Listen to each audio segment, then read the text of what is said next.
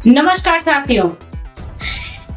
जब भी किसी के खिलाफ जानबूझकर साजिश की जाती है, हाँ साथियों, बिल्कुल किसी के साथ जब जानबूझकर साजिश की जाती है तो आदमी उतना ही कामयाब होता जाता है, उतना ही कामयाब होता जाता है।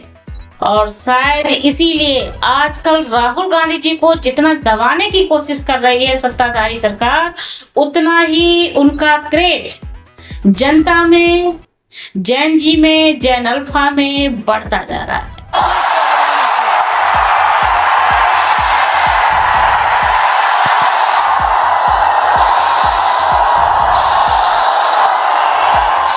क्या किसी को रोकने के लिए देश में सुरक्षा और डर का हवाला दिया जा सकता है, या फिर सत्ता इसे अपने चश्मे से अपनी सत्ता जाने के रूप में देख रही है?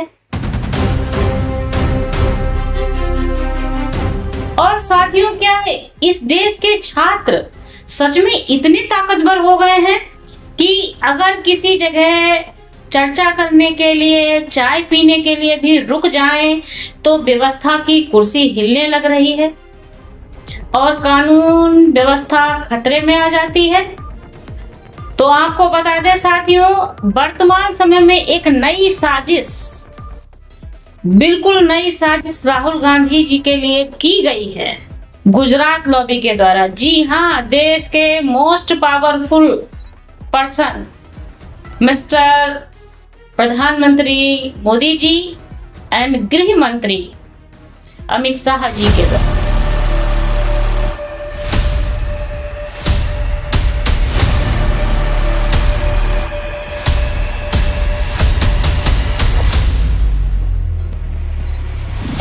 ताजा मामला ये है साथियों, महाराष्ट्र के पुणे शहर में राहुल गांधी जी एक बड़ा इवेंट करना चाहते हैं बच्चियों के साथ। जी हाँ, इस इवेंट में केवल बच्चियों को बुलाया गया है और उनका आह्वान राहुल गांधी जी ने किया है। और इसको फेल करने के लिए पुणे की पुलिस, यानी पुणे के पुलिस कमिश्नर कह रहे हैं कि देश की कानून व्यवस्था को ध्यान में रखते हुए, क्योंकि आगामी समय में ईद है, रक्षाबंधन है, तो इनको ध्यान में रखते हुए ज्यादा लोग अगर शहर में इकट्ठे हो जाएंगे तो देश की व्यवस्था खराब हो सकती है, उस शहर की व्यवस्था खराब हो सकती है। इसलिए राहुल गांधी को वहां पर रैली करने की इजाजत नहीं दी जा रही है।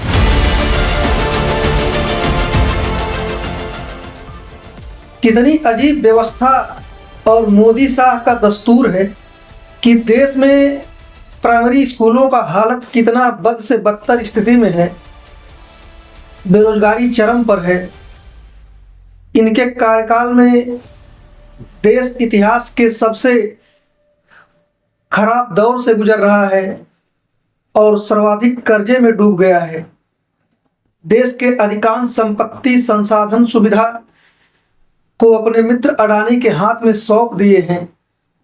उससे देश की व्यवस्था नहीं बिगड़ रही है और वर्तमान बौखलाए हुए बेरोजगार विद्यार्थी, देश के छात्र और हर घर के आंखों के नूर जब राहुल गांधी से मिलने जा रहे हैं तो 14 दिन पहले धारा 144 लगा दी जा रही है, व्यवस्था डगमगा जा रहा है। बीजेपी की संपत्ति जो 10 साल पहले 100 या 150 करोड़ हुआ करती थी, आज 10,000 करोड़ से अधिक हो गई है, तब व्यवस्था नहीं डगमगा रही है। और राहुल गांधी जी अगर छात्रों से मिलने जा रहे हैं तब सारी व्यवस्था डगमगा जा रही है। और दूसरा, यदि कोई स्कूल में जाए, वहाँ के इंफ्रास्ट्रक्चर, विद्यालय की जर्जर स्थिति, बच्चों से बात करने की नौबत, टीचर की उपलब्धता आदि के बारे में बात करे या दिखाने का प्रयास करे तो उसके लिए बाकायदा सरकारी ऑर्डर निकाल दिया जाता है। राजस्थान के माध्यम से शुरुआत कर दी जाती है कि कोई भी तीसरा व्यक्ति नहीं मिल सकता। सारी सरकारी मशीनरी इनके हाथ में है, मुट्ठी में है। कोर्ट भी फैसले इन्हीं के मुताबिक देता है। और आज देश के विद्यार्थियों और उनके मुद्दे से गुजरात लॉ भी डरी हुई है। कुछ तो बड़ी बौखलाहट देश के बेरोजगार छात्रों ने सरकार के सामने कर दिया है। जी हाँ, हम बात कर रहे हैं 22 अगस्त को पुणे के all India Shri Shivaji memorial societies college of engineering यानी AISSMS कॉलेज में छात्रों की गूंज कार्यक्रम का प्रोग्राम रखा गया है। लेकिन इस कार्यक्रम के शुरू होने से पहले ही 14 दिनों के लिए पुणे में धारा 37 लगा दी गई है, जिसके तहत 5 लोगों से अधिक के इकट्ठा होने पर प्रतिबंध है। मतलब ध्यान देने वाली बात यह है साथियों कि अभी राहुल गांधी जी पुणे पहुंचे भी नहीं और सरकार ने उनके शहर में एंट्री से पहले ही चक्रव्यूह रच दिया। इसे कहते हैं एडवांस बुकिंग वाला डर। और इनके डर का आलम आप कांग्रेस की लीडर हैं सुप्रिया श्रीनेत, इनको सुनिए। छात्रों की गूंज वो कार्यक्रम है, वो संवाद है जहां पर राहुल गांधी जी खुले मन से छात्रों से, युवाओं से बात करते हैं। वहां पर कोई राजनीतिक चर्चा नहीं होती है, उनके इश्यूज पर, उनकी प्रॉब्लम्स पर उन्मुक्त होकर संवाद होता है, कैंडिड कॉन्वर्सेशन होता है। पहला छात्रों की गूंज कोटा में हुआ, जहां पर राजस्थान की बीजेपी सरकार ने पहले तो जगह बदली, फिर छात्रों को आने से रोका, तमाम हथकंडे अपनाए। दूसरा छात्रों की गूंज देहरादून में हुआ, जहां पर उत्तराखंड की बीजेपी सरकार ने पहले तो जगह बदली और उसके बाद बगल में ही कार्यक्रम करके अड़चने पैदा करने की कोशिश करी। तीसरा छात्रों की गूंज प्रयागराज में हुआ, जहां पर उत्तर प्रदेश की बीजेपी सरकार ने पहले तो परमिशन कैंसिल कराई, फिर अंत तक परमिशन देने में बड़ी दिक्कतें पैदा करी। और अब पुणे में महाराष्ट्र की बीजेपी सरकार ने 5 लोगों से ज्यादा एक जगह एकत्रित होने पर 14 दिन का बैन लगा दिया है। छात्रों की गूंज पुणे में 22 अगस्त को होना है। आप कितना डरते हैं राहुल गांधी से, आपको कितना खौफ है जेनजी का? अरे कुछ तो अपनी पुरानी ओछी जो टुच्ची हरकतें उनसे सीखिए। आप जितना व्यवधान पैदा करेंगे उतना सक्सेसफुल ये कार्यक्रम होता है। पहले भी लाखों छात्र आए थे, इस बार भी आएंगे, क्योंकि आने वाले जेनजी और युवा हैं और बुलाने वाले राहुल गांधी हैं, और दोनों आपकी ओछी टुच्ची हरकतों से सुनकर घर पर बैठने वाले नहीं। और इस बार तो कार्यक्रम एक्सक्लूसिवली लड़कियों के लिए हो रहा है, जो ना रुकेंगी, ना थमेंगी, ना झुकेंगी। लड़कियों की सौगात याद है ना, 56 इंच का छोटा बंदर।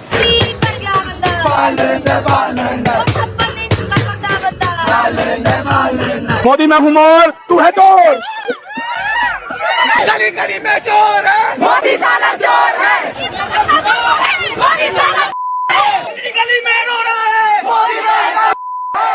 वही सुनकर चुप हो जाइए। ऐसी ओछी टुच्ची हरकतें कब तक करते रहिएगा? आप जितना व्यवधान पैदा करेगा, जितनी दिक्कतें, जितनी अड़चने लगाइएगा, कार्यक्रम उतना और सक्सेसफुल होगा। राहुल गांधी आएंगे, युवा आएंगे, लड़कियां आएंगी और कार्यक्रम एक मेगा ब्लॉकबस्टर होगा। आप फिर से मुंह की खाएंगे, क्योंकि आप इस देश के युवाओं को समझ ही नहीं रहे हैं। आप उनकी समस्याओं को सुनना ही नहीं चाहते, आप सिर्फ दमन करना चाहते हैं। उनकी आवाज को दबाना अब आपके बस की बात नहीं है। मोदी जी इस तरह की हरकतें करके क्या प्रूफ कर रहे हैं? टुच्चापन लग रहा है। यही तो डिजिटल इंडिया है साथियों। एक तरफ प्रोग्राम तय ही हो पाता है और दूसरी तरफ पुणे की विशेष शाखा के उपायुक्त डॉक्टर प्रशांत अमृतकर महाराष्ट्र पुलिस अधिनियम 1951 की धारा 37(1), 37(2), 37(3) का फॉर्मूला तैयार कर रहे होते हैं और आदेश जारी हो जाता है कि 18 अगस्त से 31 अगस्त तक सुरक्षा के विशेष प्रावधान के तहत 5 लोग से ज्यादा एक जगह पर इकट्ठा नहीं हो सकते। साथियों, 15 अगस्त का ये जो आदेश आप स्क्रीन पे देखिए पहले इसको, ये मराठी भाषा में है और अब सरकार के द्वारा एक कर्फ्यू जैसा माहौल बनाने का प्रयास किया जा रहा है। तो इसके मुख्य प्रावधान क्या किए गए हैं साथियों? पुणे शहर में निकट भविष्य में ईद ए मिलाद, नारली पूर्णिमा, रक्षाबंधन तथा अन्य त्योहारों को ध्यान में रखते हुए पुलिस आयुक्तालय की सीमा में कानून व्यवस्था बनाए रखना आवश्यक है। अब आप ही ध्यान दीजिए साथियों कि क्या कभी ऐसा हुआ है कि रक्षाबंधन पर कानून व्यवस्था खतरे में आ जाए? वो भी भाई बहन के प्रेम का त्योहार, जिसको पूरे देश में बहुत हर्षोल्लास के साथ, प्रेम के साथ मनाया जाता है। क्या उस त्योहार में इस तरह का कुछ हो सकता है, या ईद पर या पूर्णिमा पर? तो ये कर्फ्यू जैसा माहौल जो सरकार बना रही है, इसके पीछे क्या वजह है? तो और चूंकि इस तरह का प्रतिबंध इसलिए भी है क्योंकि आप लोगों को जंतर मंतर का हाल तो याद ही है कि कोई मोदी जी का पुतला फूंक रहा था, कोई मीम्स बना रहा था, कोई गाने बना रहा था, कोई पोस्टर ला रहा था।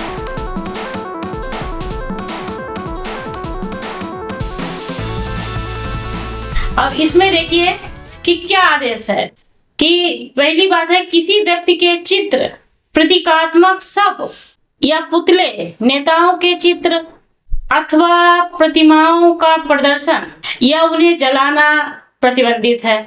और अगला है, ऊंची आवाज में घोषणा करना, सार्वजनिक रूप से आलोचना या टिप्पणी करना, नारे लगाना या वाद्य यंत्र बजाना, जैसा कि पूर्व की रैलियां जो हुई, चाहे राहुल गांधी की देहरादून की हो या प्रयागराज में जो उनकी रैलियां हुई, उसमें बच्चे जो हैं वो गिटार लेकर आ गए थे या विभिन्न तरह के कुछ वाद्य यंत्र बजा रहे थे या नारे लगा रहे थे जो सरकार के विरोध में, और मीम्स बना रहे थे, तो उन पर प्रतिबंध है। और अगला क्या पॉइंट है, ऐसे उत्तेजक भाषण देना अथवा हाव भाव करना जिनसे सभ्यता या नैतिकता खतरे में हो। तो जो मोदी जी ने 12 बजे उठकर रील्स बनाई है इंस्टाग्राम पर, ये उनको ध्यान में रख करके बनाया गया है प्रावधान। और आगे क्या कह रहे हैं कि राज्य की सुरक्षा, जिनसे कि राज्य की सुरक्षा संकट में पड़े या राज्य को उखाड़ फेंकने के लिए लोगों को उकसाया जाए, ऐसी सामग्री तैयार करना और जनता के बीच उसका प्रचार प्रसार करना प्रतिबंधित है। अब इस तरह के आदेशों से आप दोस्तों बहुत अच्छे से समझ रहे होंगे कि सरकार की जो व्यवस्था का मजाक पिछले 3 महीनों से बन रहा है, वह चाहे जंतर मंतर हो, प्रयागराज हो, देहरादून हो। अब दोस्तों 15 अगस्त को लाल किले से लाल पगड़ी पहनकर मोदी जी का वो भाषण तो आपको याद होगा, और वो पॉइंट याद होगा, दिमागी नक्सल, दिमागी नक्सल। हथियारी नक्सल तो गए, लेकिन दिमागी नक्सल, ये दिमागी नक्सल मौके की तलाश में है। अब पुलिस के आदेश में दिमागी नक्सल तो लिखा नहीं जा सकता और पुलिस के फॉर्मेट में लिखा नहीं जा सकता। उनका फॉर्मेट तो कानून के पुस्तक के हिसाब से सही साबित करने के संदर्भ में ही दिखाया जाएगा। लेकिन अब जो ए साहब हैं, पहले आप देख लीजिए, अमर साबले बीजेपी के ही नेता हैं, महाराष्ट्र से ही ताल्लुकात रखते हैं। इन्होंने साफ साफ कह दिया, कैमरे पर आकर कह दिया कि राहुल गांधी नक्सली दिमाग से युवा पीढ़ी को भड़काना चाहते हैं, देश में अव्यवस्था फैलाना चाहते हैं, देश को तोड़ना चाहते हैं। सुनिए। देखो, 2014 से इस देश ने कांग्रेस को, राहुल गांधी को नकारा है और प्रधानमंत्री नरेंद्र मोदी जी पर विश्वास जताया है। इसीलिए अभी नक्सली दिमाग से युवा पीढ़ी को भड़काने की वो कोशिश कर रही है। अब दोस्तों खेल तो आप समझ ही रहे होंगे, गुजरात लॉबी का। राहुल गांधी जहां जेनजी को एड्रेस करते हैं, रैलियां करते हैं, उनके साथ बातें करते हैं, उनके दुख और दर्द को समझने का प्रयास करते हैं और जिम्मेदार कौन है उनके सामने रखते हैं, चाहे वो कोटा में रहा हो या देहरादून में या प्रयागराज में 8 अगस्त को, और अब जो 22 अगस्त को पुणे में होने जा रहा है। कहीं न कहीं दिल घबराता है, रात को नींदें नहीं आती हैं मोदी जी को, देश के शासक को, उसी 56 इंच वाले विश्वगुरु को। गुजरात लॉबी को। और राहुल गांधी ने कह भी दिया है कि हम इनको सोने नहीं देंगे, और इनकी पोल किस रूप में खोले हुए हैं आप इसकी एक झलक देख लीजिए। इनको हम मतलब पागल कर देंगे। मैं आपको बता रहा हूं, नरेंद्र मोदी रात को नहीं सोता है।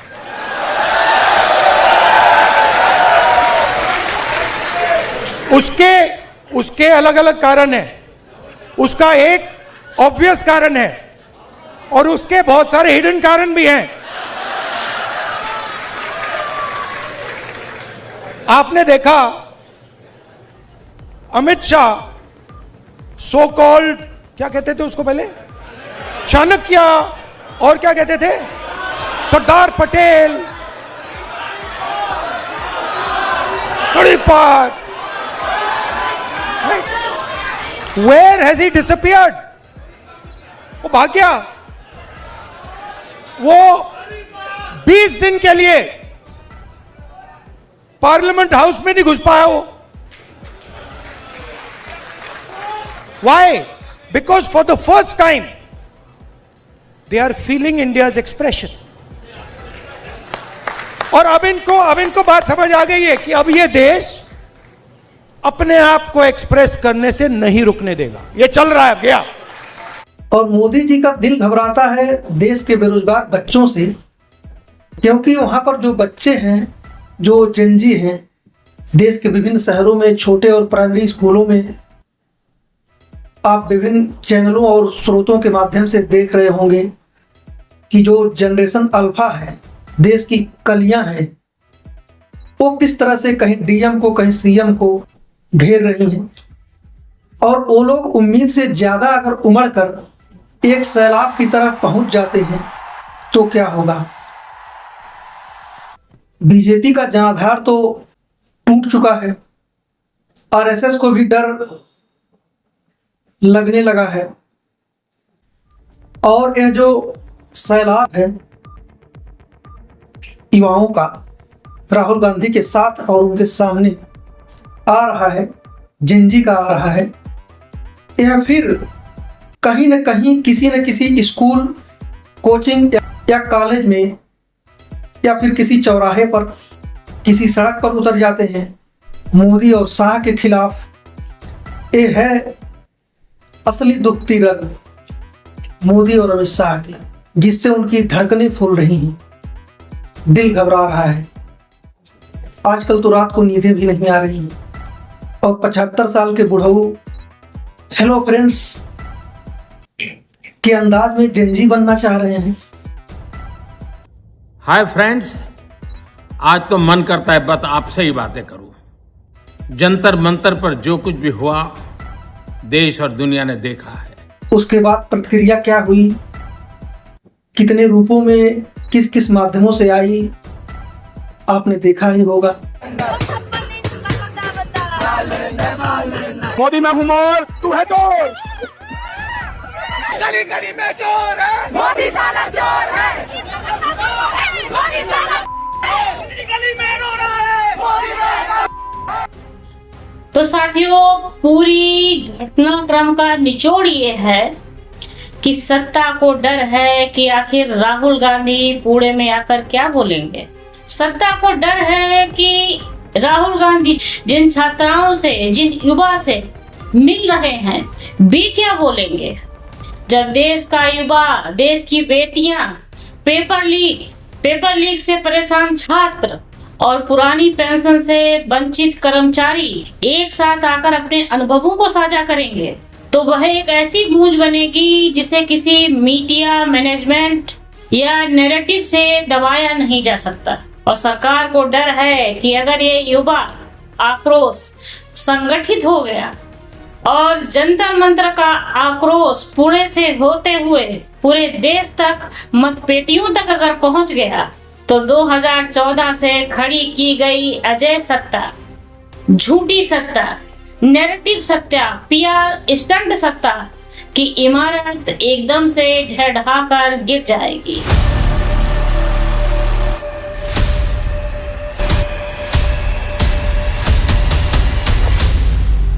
और यही कारण है साथियों कि 15 अगस्त को लाल किला की प्राचीर से शब्दों के जालों को बुना गया और देश के सोचने, समझने, वैचारिक, विश्लेषणात्मक और उन तमाम बुद्धिजीवी वर्गों को जो देश के लिए चिंतित हैं, उनको दिमागी नक्सल कहा गया। लेकिन इतिहास गवाह है साथियों, युवाओं की आवाज तूफान की तरह होती है, सुनामी की तरह होती है। उसे चाहे आप कितने भी दरवाजों में बंद कर लें, लेकिन आप उसे रोक नहीं सकते। और इतिहास गवाह है कि जितनी मजबूती से, प्रेशर से आप इनको दबाने का प्रयास करेंगे, उतनी ही वेग और चाल के साथ दरवाजों, खिड़कियों की दरारों से निकलेंगे और जब वेग बहुत अत्यधिक हो जाएगा तो ये दरवाजे, खिड़कियों को तोड़ के निकलेंगे।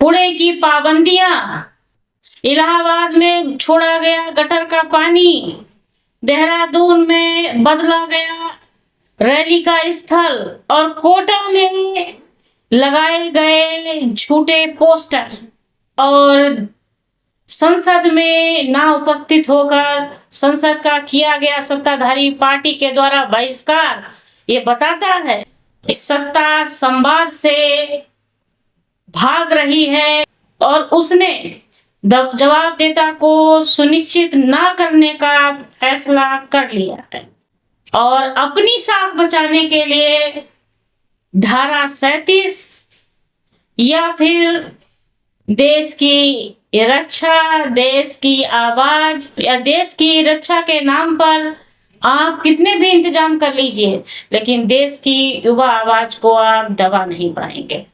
और साथियों, अब बात सिर्फ एक सत्ता, एक सरकार, एक पार्टी की नहीं है।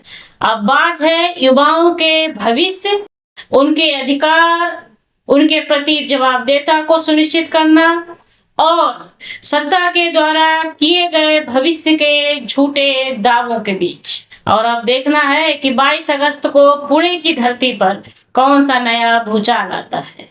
छात्राओं की इस गूंज को प्रशासनिक पाबंदियां कितना भी रोक लें, लेकिन आप प्रशासनिक पाबंदी कर देश के युवा आवाज को रोक नहीं सकते।